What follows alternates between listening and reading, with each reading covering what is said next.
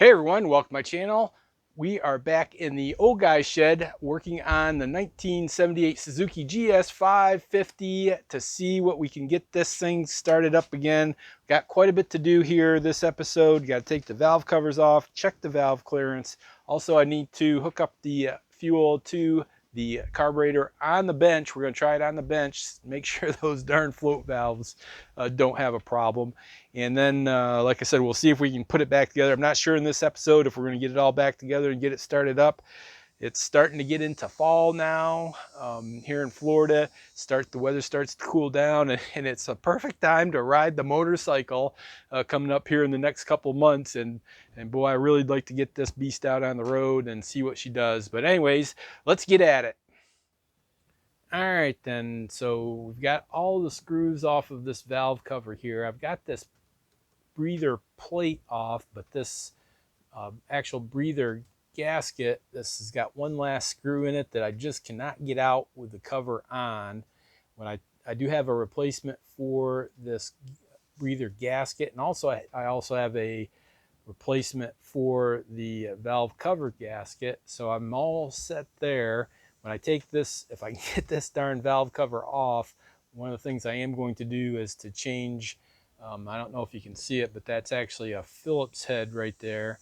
And I'm going to change it for a regular hex head bolt on these guys, because there's just no way to get down in the top here to get access to that screw. It's in there pretty tight too. So, but if I had a hex head, then I could get in there and work it that way.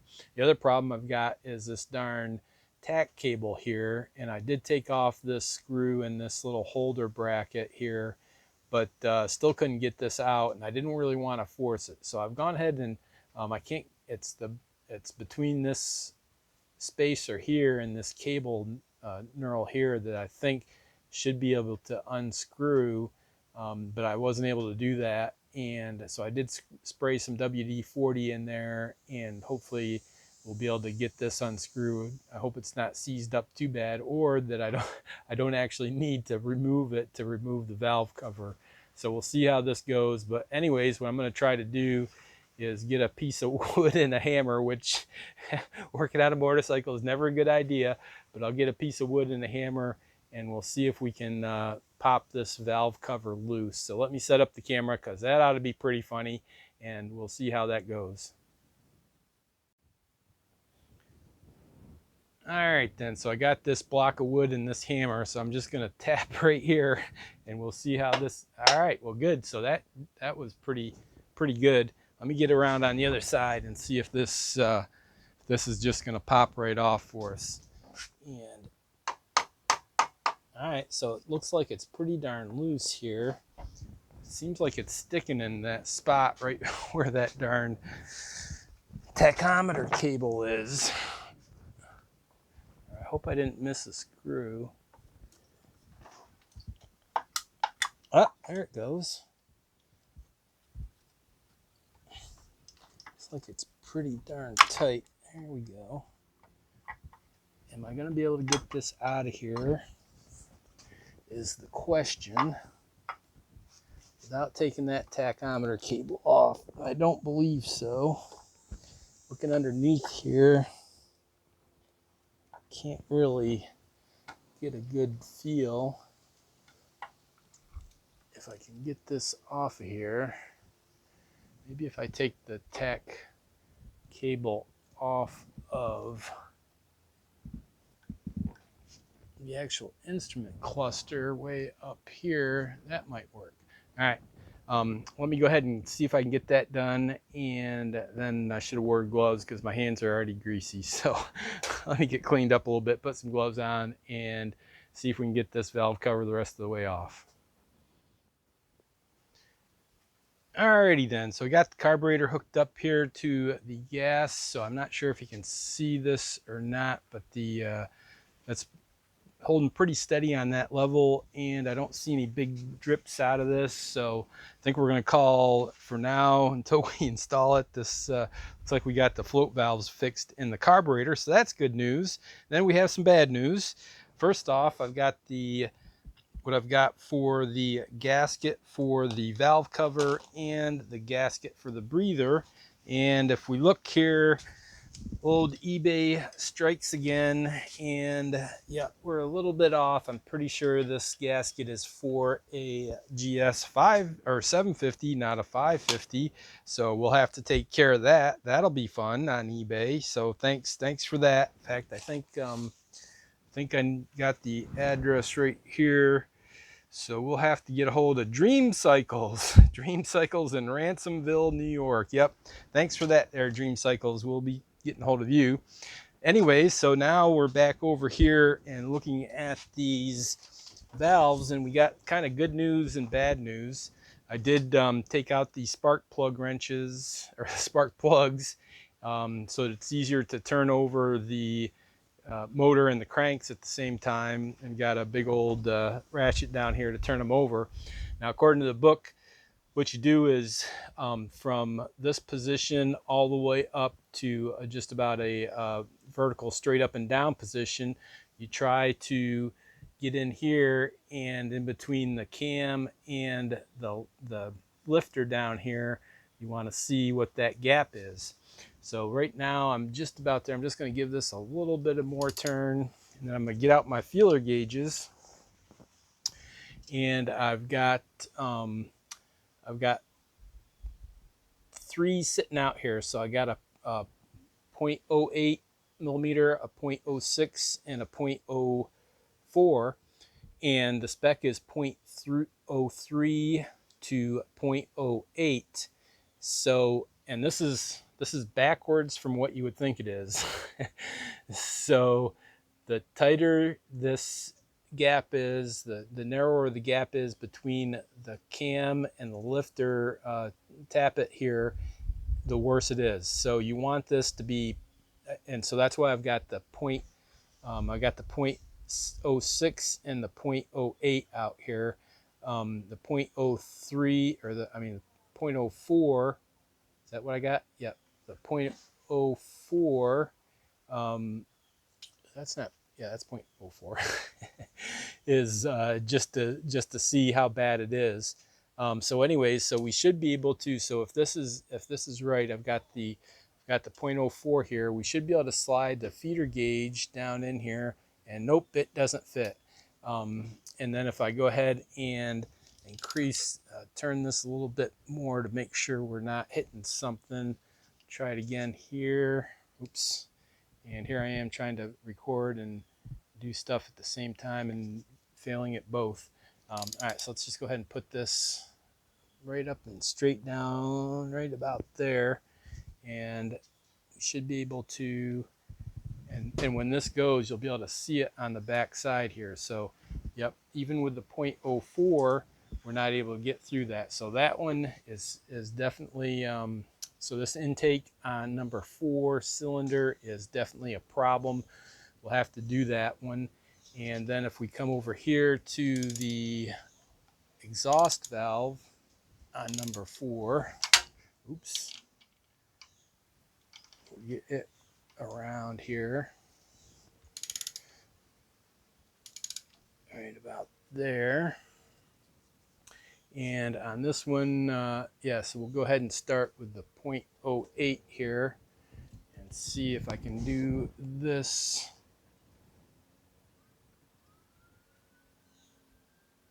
And yep, I'm not sure you can see that, but that is going through. Oh, that's right, because there's quite a bit of oil in this exhaust valve tap, but I'm not sure why we're getting oil here. Maybe we're tilted one way or another, but we got quite a bit of oil there. But yeah, so this one is actually has got too much clearance. It's over 0.08, so we got a problem there. So I did a quick check on some of them. I think the exhaust valves are loose and the intake valves are all tight. So yeah, so we need to get this, the first thing we want to do is take out the spacers. So there's shims in here, and this is going to be pretty hard to show, but let me see if I can get the camera set up to do it. But there's shims in here that we need to take out, see what they are, and then see if we're going to have to order some to see if we can get the right clearance here. So let me pause here, see if I can get a camera set up with some good light and show you how to do this. All right then, so this is going to be kind of tricky to show, and I'll do my best. The one thing to be aware of is that there's a little notch here that is under this cam of this tappet. You can see I'm pointing to it, and when we turn, let me get a little bit back here. So when this comes up, so that should be open, and you can see how the tappet came up, and you can see how you can move this around now. So before you even start, you want to make sure that you've got a good sight of this, because this is the only way you're going to be able to get in under this shim that's right here on top. So you want to make sure you know where this little gap in the tappet is and get that located before you do anything else. So now let me get this camera back into a position where I got both hands free. Stay, camera. What's your problem, camera? There, that looks pretty good. All right, so now the other thing you're gonna need is this little doohickey here. So this is a special little doohickey. Now they say that you can make one of these. Yeah, I don't think this was very much, maybe 10-20 bucks. You probably want to, if you're going to do this, you probably want to go ahead and find one online and go ahead and buy it. So the idea here is you can see this ridge here.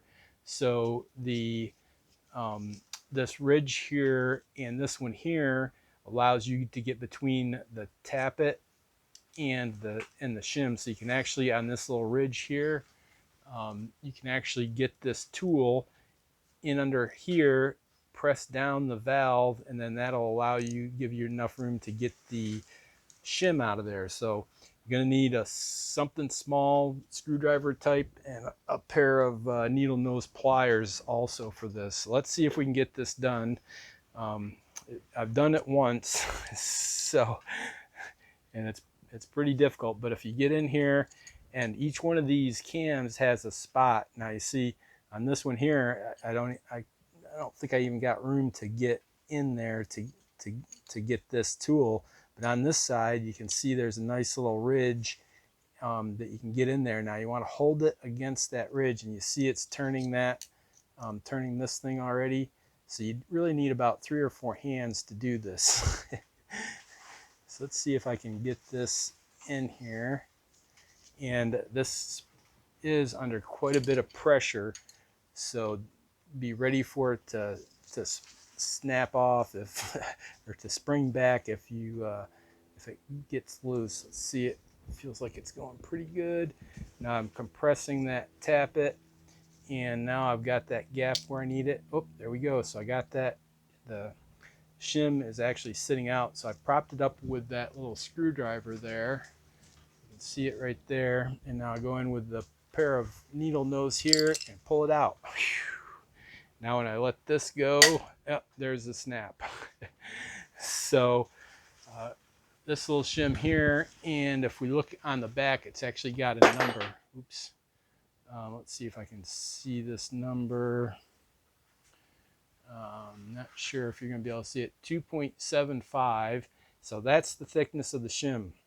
Now I was going to use my calipers to see if this shim is actually worn down at all, or what it looks like, but my caliper's battery ran out. So that's another thing I got to go buy. So anyways, so the other thing you want to do is get a piece of paper and write down everything. So now I know on number 4 on the intake valve, I've got a 2.75 shim, and I need a lot skinnier one. The problem is you don't know how skinny a one that you need is. So what I'm going to do is go through and take out the rest of the shims, and then if I find a 2.5 shim, then I might try it in here and see if that makes that clearance right. And then it may be a matter of just swapping these shims around. The first thing I got to do is go get batteries for my caliper, or get a new caliper. Probably go up to Harbor Freight and do that this afternoon, so that I can make sure that I know what the thickness of these are, because that's even though it's got 2.75 on here, if this is worn down, you don't know if that's what it really is or not. So it's important to know what you got, and then write down what each one is, and write down if it had clearance. So for instance, this one had no clearance, and it had this one here, 2.75. I need to measure it to make sure it is, and then I'll probably take out the number 4 exhaust, and on that one I know the clearance was over 0.08, so that one has to increase. So if that one that's sitting in there is say 2.5, then I might try to put this 2.75 in there and see if that makes that clearance better. So yep, so we got lots to do, lots of finicky work here. It's going to be pretty interesting trying to get access to some of these other ones on the inside, but we'll get through it. And let me see what I can figure out here, and we'll be back once I do. Alrighty then, it's another day here out in the old guy's shed, and it's actually the next weekend. So I went ahead and I've got all of the shims out from the valve cover assembly, and I went ahead and put down what each cylinder is, and also what the reading was. The problem I was having is that those Chinesium calipers that I had didn't have enough resolution or accuracy.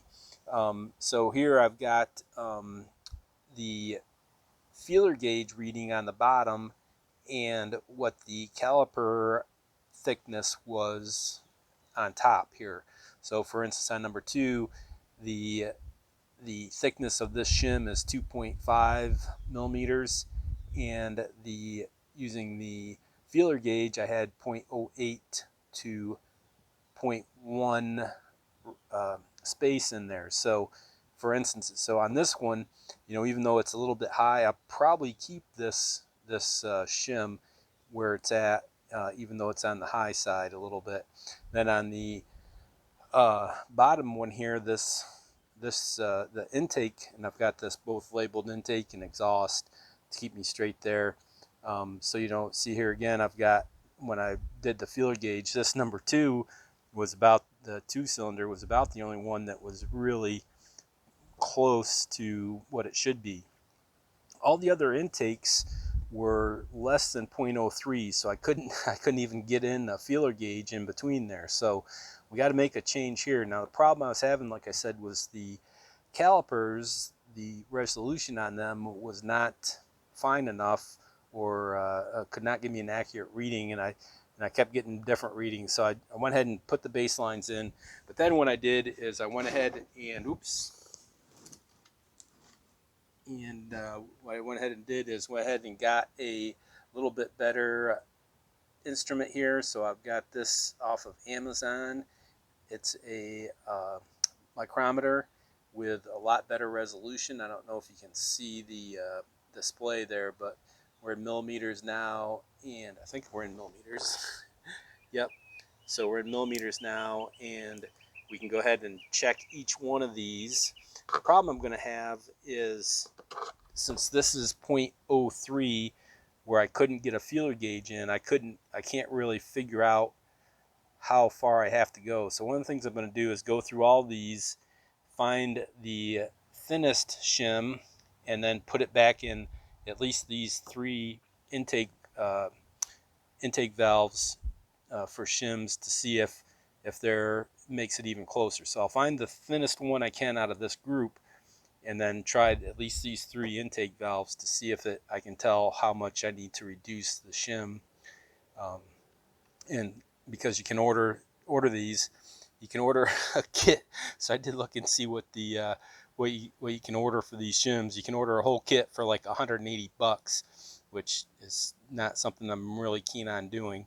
But anyways, we'll cross that bridge when we get to it. Anyways, let me go ahead. I'm going to pause here. I'll go through and find the thinnest one, and then I'll go back and see if we can figure out where how much more we need, or if we can figure out what the thickness of these shims are. All right, then a little bit of good news, bad news. Good news is I'm getting real good at taking these shims in and out, so I can do that pretty quickly now. The other good news is I went ahead and when I bought this fancy micrometer, I also splurged and got a better caliper set here.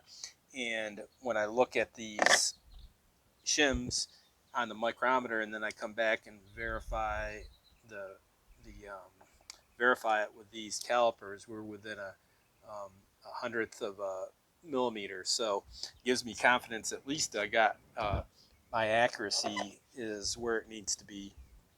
The bad news is that um, even the thinnest ones that I have still don't get me to where I need to go on the intake valves. So that means I've got to guess at what size I need. So these come in 0.05 steps. So most of these are 2.7. In fact, the ones that read like 2.71 are actually 2.7. The reading, you probably won't be able to see it, but the reading is on the back, and this one's marked 2.7, and I measured it at 2.71. So at least that gives me a basis. So what I'll need to do is get a 2.65 and probably even a 2.6. So, and I actually need 3 of those, and I'll go ahead and see if I can find those up on good old eBay and get them on order. I don't think I'll go any lower than a 2.6, so we'll see how that goes.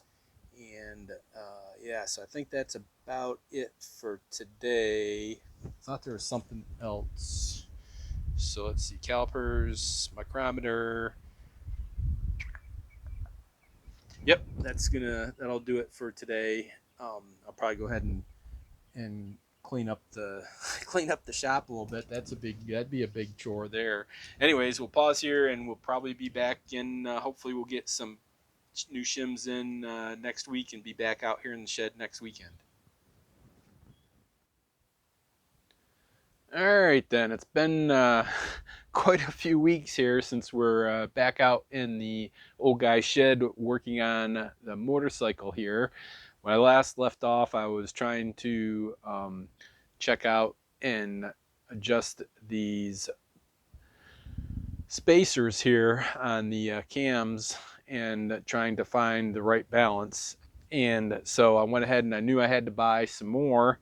So I went ahead and ordered, I thought the 265 would be what I would need. Unfortunately, the quickest ones I could get were the 2.6 and the 2.55, both of which are too skinny to get me what I need. So I actually, instead of waiting for these, which were apparently never going to come from Suzuki, I went ahead and snagged these 2.65s off from eBay.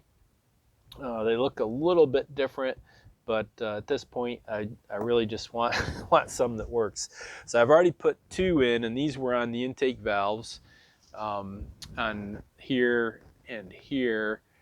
And so I've already got those put in, and they look pretty good. Remember, I'm looking for 0.05 to 0.08, which can be pretty finicky and kind of a pain to get to that point. So I'm really going, these right now are measuring 0.08 to 0.1, and I'm going to live with that on these instead of, I don't really have another choice unless I want to keep swapping them in and out. So we'll go ahead and do that. One thing that I did notice is that once you, and it's pretty important, so once you put one in, you want to go ahead and crank over the engine at least one more full turn before you measure and check to see that you have the right clearance there.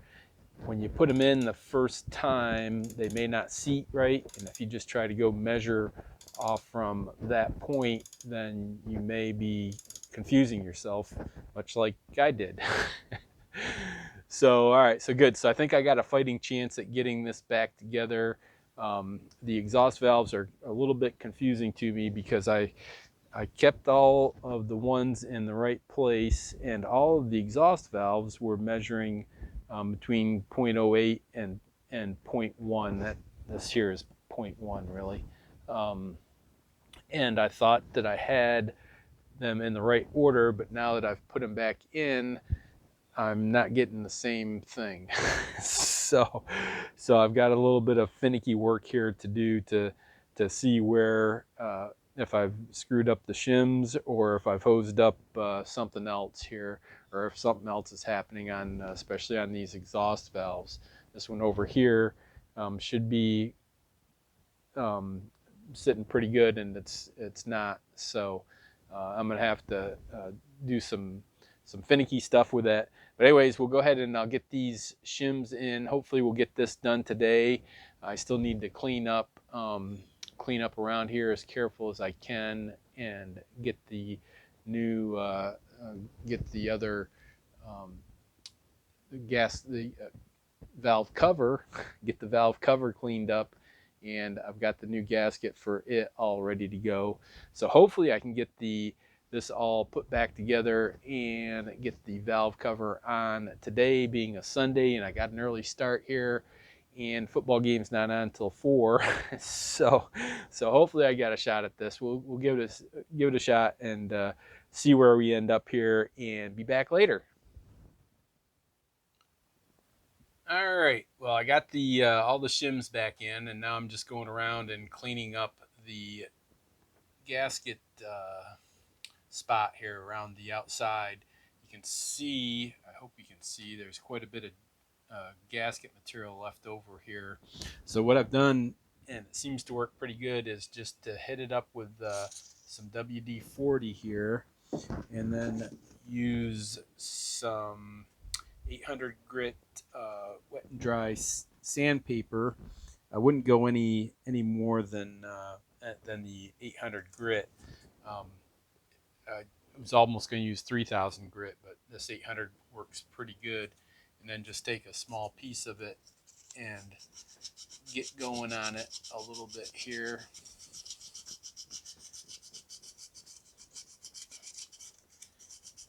The problem is so I tried acetone, I tried denatured alcohol, even tried Gooby Gone stuff, and nothing was really hitting it.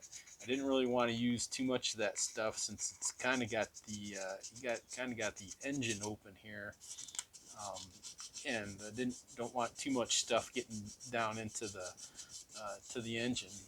So you want to kind of be careful on how you do this. But a little bit of elbow grease, a little bit of wet dry sandpaper, and some WD-40. And it might take a couple times to. Sorry, trying to do this and film at the same time is quite the challenge. But it might take a couple times to go over this. But it seems to do pretty darn good.